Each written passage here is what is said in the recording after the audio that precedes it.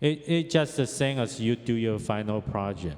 And if we have a lot of stops on your Moodle, you can type on the Control F, okay? Control F.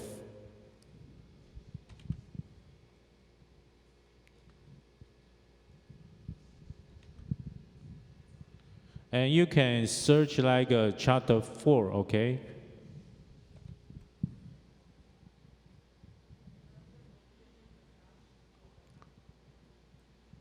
Okay, I think it's not working.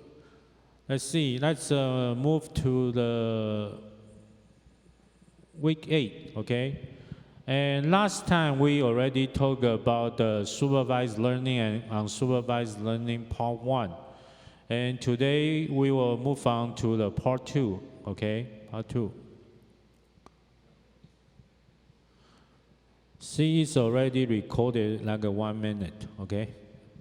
It's on right here, and you can minimize it. Close it. Yeah, we will move on the chapter 4, part 2. And for the part 2, we will have 3 sections right here. The section 3 is about unsupervised learning, okay? Section 4 is about machine learning measure and how to measure, okay? Section 5 is the most commonly used algorithm for the machine learning. Okay, let's look at the section 3. What is the unsupervised learning? And let's review the relationship between the ML and the AI. ML means machine learning, okay? And the wider part is called AI, okay? Let's call the pen out. AI right here, okay? And because the AI is a machine, right? So the machine learning is in the middle, okay? And for the positive application called deep learning, but negative application called the deep fake, okay? It's a review. Because last time on the part 1, we already mentioned about the relationship between ML and the AI. Okay, that's the definition right here. And today we move on the unsupervised learning, okay? The unsupervised learning is clustering learning. And supervised learning is classification learning. Okay, but unsupervised learning is clustering learning. And only relies on data characteristics to see which data are relatively close in performance and treats this data with a relative similar performance as the same cluster. Okay, so within a cluster, they are similar. Similarity is a big word. Actually, these are from stats, right? Clustering analysis, okay? So they have a similar performance. For the text in your book, on the table 4.4, this is a common unsupervised learning. For example, the first one is the most common, called the k-means clustering, okay? And the second one is called hierarchical clustering. Number 3 is the fuzzy c-means clustering. And number 4 is singular value decomposition. And maybe we'll talk about number 1, okay? K-means is the most common. But remember, for unsupervised methods, do not use the label, okay? Label. Label and feature, I mean, it's a special term for the machine learning, okay? And this is a k-means. K-means puts the data with the similar features into the same cluster. In a k-means clustering algorithm, the k represents the number of clusters to be divided into, okay, which is determined when an algorithm starts to calculate. Okay, it's very technical term, okay? And number 3, you have to assume that K-means clustering needs to divide the data into 2 clusters. This is for example, okay? And later on, we will look at a figure 4.98. It's about the original data before the classification is in the feature space. Okay, that's the part 1 we mentioned about the classification and the feature space. Okay, if you miss it, you can review on the part 1 for last week. Okay, and first, the 2 points are randomly generated in the feature space. Okay, let's look at the figure right here. So you can see the delta right here, the X marks right here. Later on, we will mention about the. So this is A right here, this is a B, okay? We will mention about this is a center for actually this group right here and this group right here. Well, in an appropriate position, I mean, the center may be somewhere around here, right? And for delta is right here. So this is the initial status of clustering, okay? That's the part we mentioned about here, okay? Number 1 here. And this is a K-means clustering algorithm. Calculates the first clustering.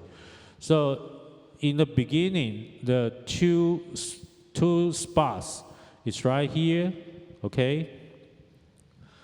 So for number 3, they will calculate the distance between each feature, point X and the delta. If it is relatively close to delta, it is classified into the delta cluster. Delta cluster, okay? Right here. And this is X cluster. The K-means clustering algorithm then needs to recalculate the center for each one. So from here to here, they need to recalculate the center of each cluster. So center will be situated in the different dots, the center, okay? For example, right here and right here. Number 5, they will reclustering again, okay? And this reclustering and a repeated execution is called an iterative process, okay? And regain the 2 clusters as shown in figure 4.11a right here, okay? And number 7, until the cluster center of group 2 no longer changes, it means that the clustering of cluster 2 has been stable and clear. Okay, stable and clear, no more change. They will become the figure 4.11b right here, okay? But I put A and B right here. They have a transformation from A to B, okay? But do remember, stable and clear is very crucial, okay? And this is inappropriate random initial 2 cluster center. So you can see a delta and X marks is on the bottom. Actually, they have, it's like in the center, okay? So it's inappropriate. Okay, so you have to note, okay, several important points for the K-means. For example, the K is given by people and some limitation is in its application. If the cluster centers of K-means are not set well at the beginning, the cluster effect may not be ideal. And let's review the machine learning methods. So the below methods that will include in the supervised learning and the unsupervised learning. For example, the first one is unsupervised learning, right? Decision tree is supervised learning. Last time we mentioned about it, okay? SVM, support vector machine, supervised learning, okay? Hill climbing, simulated annealing and ant algorithm, swarm algorithm. It's about bees, I think. Perceptron, okay, error backpropagation, gradient descent, okay. So the methods mentioned here, they are the machine learning methods. Let's move on to section 4 about the measure, okay, measure right here.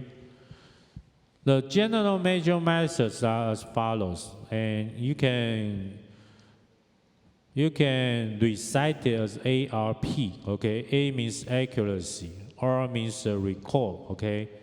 P means precision. ARP. And how many of you remember we did the PCR? And the full name for PCR is polymerase chain reaction, okay? Detection matrix. And they were like a 2 by 2, okay? Tables right here. Actually, this is famous for the hypothesis testing, right? And they are applied to the COVID-19 PCR test.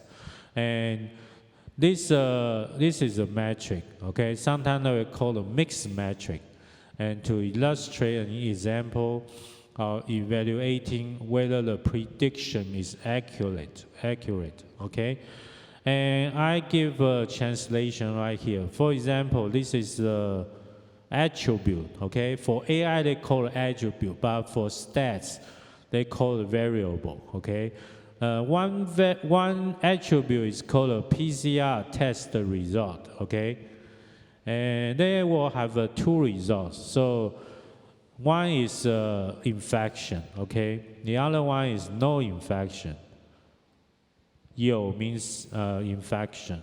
May means no infection, okay? And the other attribute is about the real situation of COVID-19 infection, okay? And yo, okay, is yes, okay? And may is no, okay? No infection. But it's a real situation. It's test, it's a real, okay? So they will have like a test and true, okay? Just remember, 测试 means the test, and true means the judgment is the true, okay? Judgment is true. So actually, we will have a conclusion later. They will have 4 situations, okay? This is 1 here, okay, 2, 3, and 4. 3 and 4. So for number 3 is no infection, but in a real situation, it's an infection. So the judgment is false. Okay, they will call the false and abbreviate as the F. Okay, so 1 and 4, I think it's judgment is correct, or you can say it's a true. Okay. True, false. And number 2 is a test false. Number 4 is a test true, okay? So they have a 4 situation in a mixing matrix of the machine learning right here, okay? We can more simply put it in this way, okay? For example, this is a predicated model, okay? They are true and false. And real situation also have the true and false. So under the first condition is called a true positive, okay? True positive, okay? Because when you get the test, it's a infection, and real situation is an infection too, okay? So they call it true positive. So when you get like a COVID-19, if you get a TP result, don't come to the school, right? You have a lot of, infection power. So during that time, during the COVID-19, if you saw the 2 lines, right? The school suggests they don't come to the class because you you infect other peoples, okay? And just remember the 1, 2, 3, 4, they have a name on TP, and FP means the false positive, okay? FN means the false negative, okay? TN means the true negative. And that will be the benefit for us to calculate the ARP, okay? A means accuracy, R means recall, and P means precision. So you can make a conclusion right here. There are two correct situations. One is called a true positive, TP, and true negative, TN. And if a prediction is lossy, they will have two situations called FP and FN right here. Okay, that means false positive and false negative, lossy, okay, lossy. Lose the information.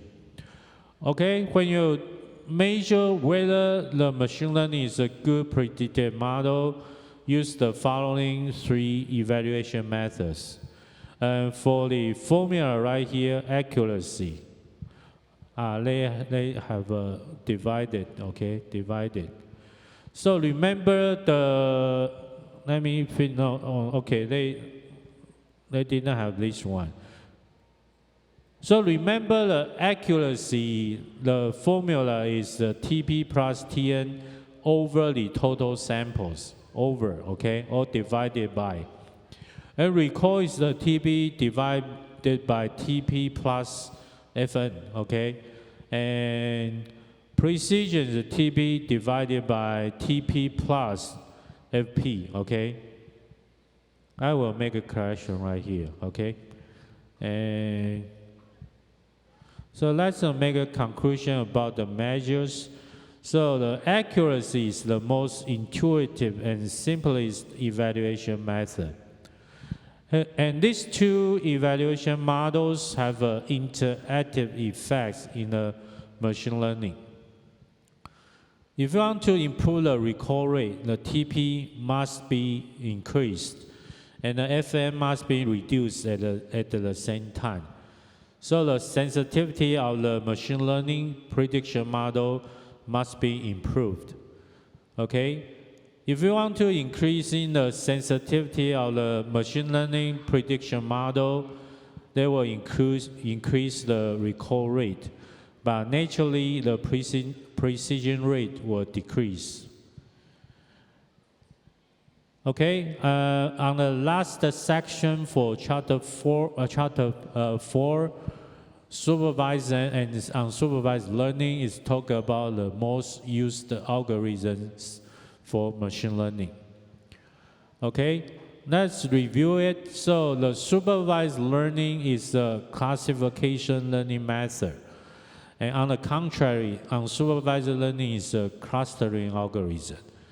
And unsupervised learning will be based on the similarity of the features of the data. Clustering, okay, based on clustering.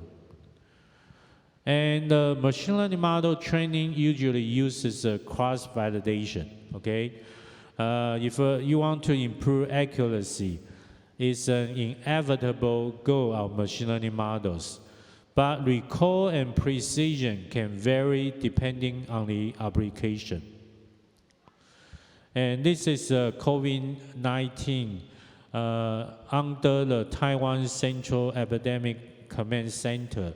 So they were based on these tables to do like a early onset and like a epidemic prevention and contaminant and blocking of transmission. So the sensitivity is right here and singularity is right here. For example, the sensitivity is greater than 95%, singularity greater than 95%. They will take like a real-time RT-PCR, okay? Real-time. And they will like test time, like take 2 to 4 hours, okay? And they will like a blocking, right? Blocking prevention, containment, okay? And blocking of transmission. And for the antigen, okay, they will give a quick screening, like 15 minutes. And the timing is like early onset, okay? Early onset. And also on the high prevalence area. And the sensitivity is like 70%, and singularity is greater than 95%. Another quick screening is antibody, okay? It's already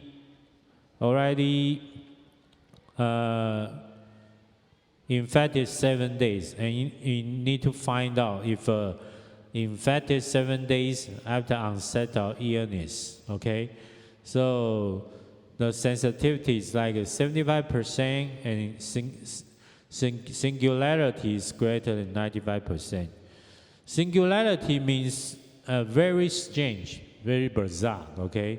So that's how our government during the COVID-19 time, they were based on these tables and to dealing with different timings, okay? So that's why you take sometimes it will take 2 to 4 hours, sometimes take 15 minutes, and different timing situations right here, okay? And that's it for the part 2 of chapter 4, okay?